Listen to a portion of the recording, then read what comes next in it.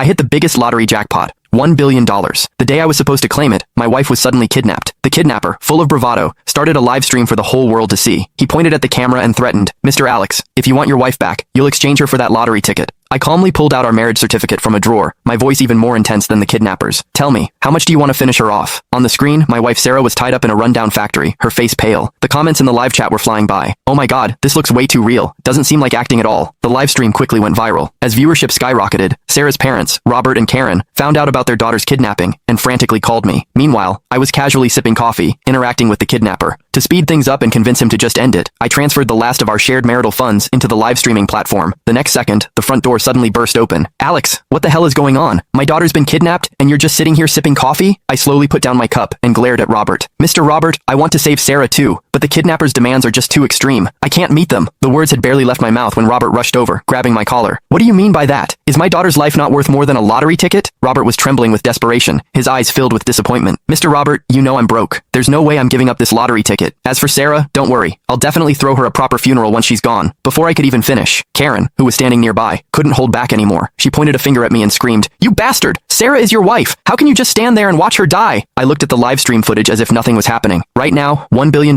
is definitely more important to me than your daughter's life. Just then, in the live stream, Sarah yelled my name at the screen. "Alex, I'm pregnant. If you don't want 2 lives lost, hand over that lottery ticket now." At her words, the comments exploded again. "What? They're kidnapping a pregnant woman? That's absolutely sick. Ugh, this poor woman. It's been so long, and her husband still hasn't done anything." Exactly. Money can be earned back, but if you lose your life, you really lose everything. As the live stream comments kept flooding in, the kidnapper grew visibly excited. He held up his phone with one hand, while the other grabbed Sarah's hair and forced her to the ground. A heart-wrenching scream for help immediately echoed through the video. "Honey, save me!" Sarah struggled to lift her head, her gaze fixed on the screen, tears still glistening in her eyes. The live stream audience was horrified by the scene, frantically pulling out their phones to call the police. Karen, seeing her daughter's miserable state on screen, stumbled and nearly fainted beside me. "Alex, did you hear that? My daughter is pregnant." I quirked an eyebrow. "So what if it's a kid? Once I claim my prize, countless women across the country will be lining up to have my babies." After a few more screams, the kidnapper's eyes were blazing red as he stared at the screen. "Mr. Alex, I'm giving you 1 hour to decide. Money or your wife and child." Mid-sentence, he suddenly grinned. "Oh, and I should warn you, I'm not a very patient man. Every 10 minutes, I'll chop off one of your wife's fingers until she bleeds to death." I sighed softly at my phone screen. "Don't bother with the fingers. Just go straight for the head. There's no way I'm giving you that lottery ticket. Forget about it." I turned to Robert and Karen. "I don't think you two need to worry too much. The police might have already located the kidnapper by now. Even though the live stream's IP address showed it was outside the country, the police might still find him." But Robert slammed his hand on the table. "Alex, everything you have now, you owe to our family. What right do you have not to save my daughter?" He wasn't wrong. The Roberts weren't super rich, but they were far better off than me, a guy who came from humble beginnings.